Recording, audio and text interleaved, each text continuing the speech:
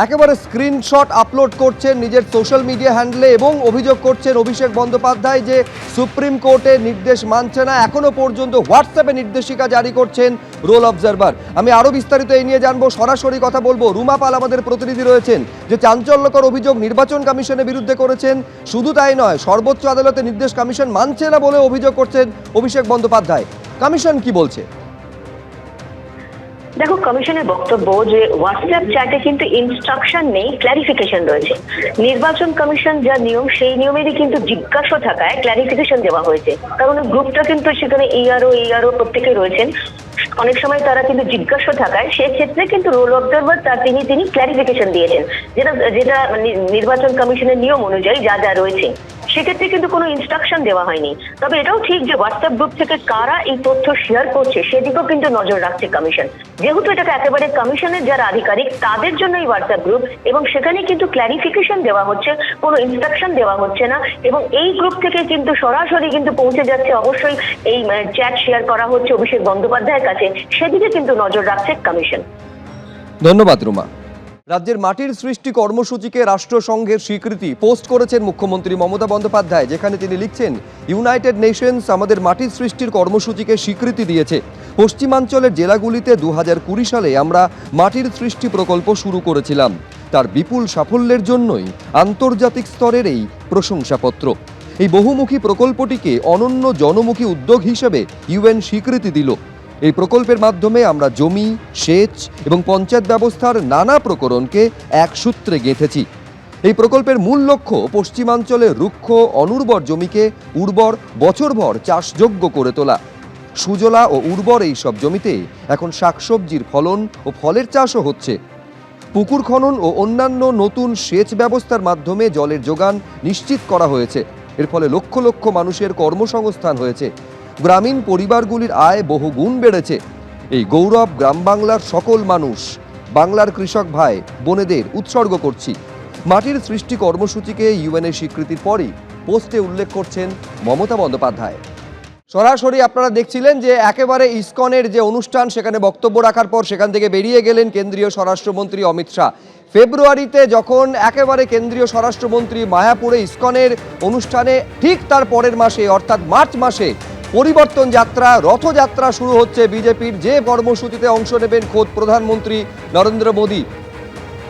পরিবর্তন যাত্রা বিজেপির তরফে পোশাকি নাম দেওয়া হয়েছে এবং সেই কর্মসূচিতে অংশ নেবেন প্রধানমন্ত্রী। 5 কিংবা 6 তারিখ মার্চ মাসের কোচবিহারে আসবেন প্রধানমন্ত্রী, রথযাত্রায় থাকবেন তিনি। এই রথযাত্রা শেষ হবে ব্রিগেডে। 5টি সাংগঠনিক বিভাগে ভাগ করে বিজেপির এই রথযাত্রা চলবে। এবার দিদি সম্ভবত উকিলের ড্রেস পরে ভোট করবে। ওই যে সুপ্রিম কোর্টে গেছিলেন উকিলের ড্রেস পরে, আমার ধারণা এবার উকিলের ড্রেস পরে দিদি ভোট করবে। সেগুলো ভোটের নানা রকম তালিকা। ভোট আসার আগেই বেকার ভাতা চালু হয়ে যায়, ভোট আসার আগেই মিড ডে মিলে খাওয়া দাওয়া চালু হয়ে যায়। যেমন বিজেপি তার মতো করে প্রচারে নামবে, হিন্দু সব এক হও, দিদি তার মতো প্রচারে নেমে বলবে সব হিন্দু এক হয়েও না, আমিও হিন্দু আছি, আমি মোদির থেকে কম বড় হিন্দু নই, মন্দির মন্দির করছি, শিব মন্দির করছি, দুর্গা মন্দির করছি, মহাকাল মন্দির করছি। এই ভোট হবে। বাকি বাংলার কি হলো, বাংলার কি হবে, মানুষের মধ্যে সেই ধারণাটাকে ধুমিল করে দেওয়া হবে, সেই ধারণাটাকে মানুষের মনের মধ্যে থেকে দুর্বল করে দেওয়ার চেষ্টা হবে। সর্বোচ্চ আদালতে ফের পিছিয়ে গেল আইপ্যাক মামলার শুনানি। এই নিয়ে তিনবার পিছিয়ে গেল আইপ্যাক মামলার শুনানি। 18 মার্চ সুপ্রিম কোর্টে ইডির তল্লাশি মামলার পরবর্তী শুনানির দিন ধার্য হয়েছে। কেন্দ্রীয় এজেন্সিকে অস্ত্র হিসাবে ব্যবহার করা হচ্ছে। আজ সর্বোচ্চ আদালতে সওয়াল করেন রাজ্য সরকারের আইনজীবী সিদ্ধার্থ লুথরা। কেন্দ্রীয় এজেন্সিকে ভয় দেখানো হচ্ছে বলে পাল্টা দাবি করেন ইডির আইনজীবী।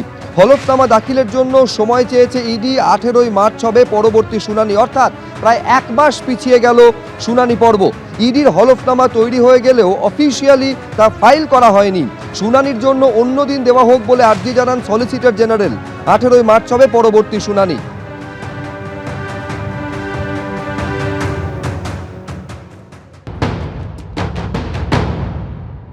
আজকে যে এনফোর্সমেন্ট ডিরেক্টরেট যে এসএলপিটা করেছিল স্টেট গভর্নমেন্ট এবং মমতা ব্যানার্জির এগেনস্টে, তাতে সলিসিটর জেনারেল তুষার মেহতা তিনি টাইম নিলেন আজকে, ওনারা রিজয়েন্ডার ফাইল করবে বলে। তো সেই জন্য রিজয়েন্ডার ফাইল করতে বলেছে, আর মামলা ফিক্স করেছে 18 মার্চ, মামলা ফিক্স করেছে ফর হিয়ারিং।